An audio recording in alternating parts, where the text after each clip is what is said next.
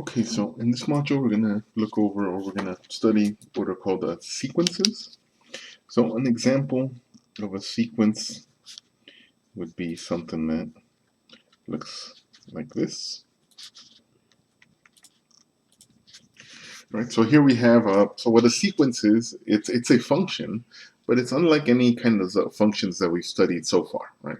So far we studied functions where the domain was some interval of real numbers, right? May or may not have include all real numbers, but it was some interval of real numbers. In this case, we have an ordered list, right, where the domain, right, or the input is going to be the positive integers, right? And we're going to look at properties, how to of these sequences, how to write terms from a sequence, and in another video we're going to look at we're going to define different types of sequences, something called a recursive, alternating, all these different types of sequences. But here we're going to start with kind of a basic introduction here.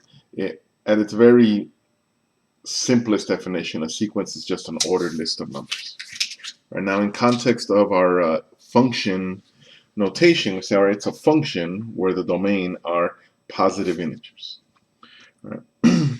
Now, in this case, there are finite sequences and there are infinite sequences. Sequences where if it's finite, there is a clear endpoint. If it's infinite, there is no endpoint. It is infinite, infinite numbers in our sequence.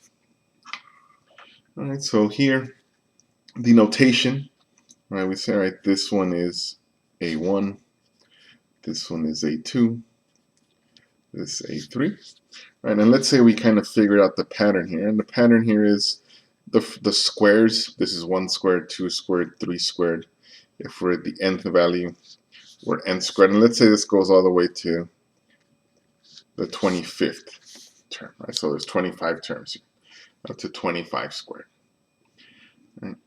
So we have a finite sequence where we take the nth term, whatever term we're at, and we take that number and we squared it.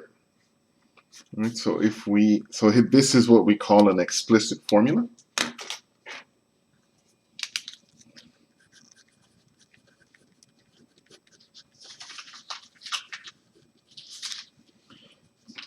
Here we have a finite sequence. And here for the domain, right, n is a positive integer. Right, so it doesn't take out any values in between 1 and 2, for example, or 2 and 3.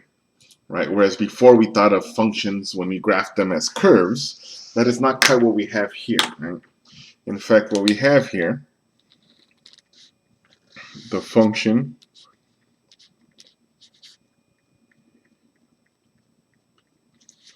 our first term, we would have, all right, when n is 1, right, if this is our domain, all right, you can think of that as the n-axis. When n is 1, 1 squared is 1. When n is 2, 2 squared is 4. N is 3, 3 squared is 9. Right, so there are 3 values here, right? Whereas before we thought of kind of connecting these values, but that is not what we have here, right? In this interval, there are 3 values, the values 1, 1, 2, 4, excuse me, and 3, 9. Right, it's what we call a discrete kind of function where we only have values for the integers.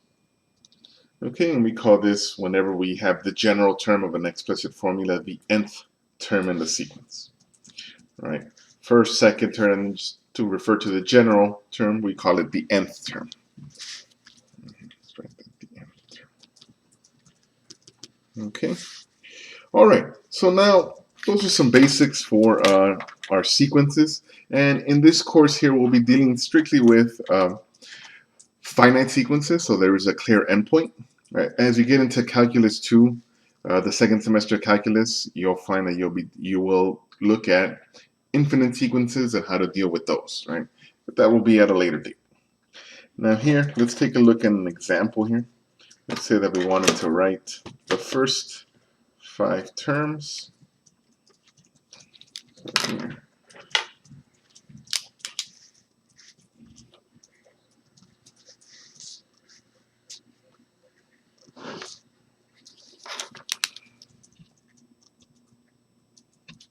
So for this example, we want to write the first 5 terms of the sequence defined by the explicit formula.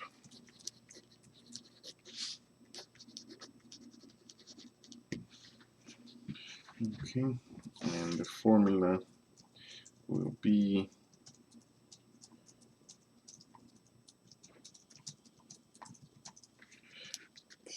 Tn equals to 5n minus 4. Okay. All right, and called explicit because I can find really any term that I want. I could find the 10th term, the 100th term, simply by this formula. But here we're asked to find the first 5 terms. Right now, here, unless stated otherwise, we'll assume that the counter starts always at 1. But that is not necessarily always the case. Really, it depends on textbook. Right, some textbooks prefer to start the counter at 0. But for our textbook here, when we say the first 5 terms, the counting will start at 1. Okay, so T1. Right, so what you do here is you take that value of 1 and you plug it in wherever you see an n, and you just evaluate the expression. All right, so here you have 5, 1 minus 4. So you get 5 minus 4, and that is 1. All right, so moving on to our second value, plug in 5 times 2 minus 4. So here you get 5 times 2, again, order of operations, 10 minus 4, and we get 6. T3, we get 5 times 3 is 15 minus 4, and that is 11.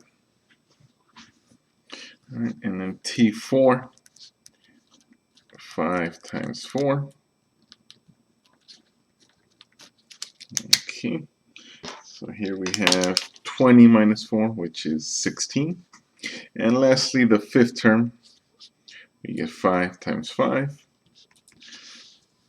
And we get 25 minus 4, which is 21. Okay, all right. And now we have our first 5 terms of the sequence. All right, so here are the basics of the sequences, some vocabulary, which again is important, right? We have a new topic here that we want to use the proper vocab when we're talking about these kinds of things. Okay, thank you.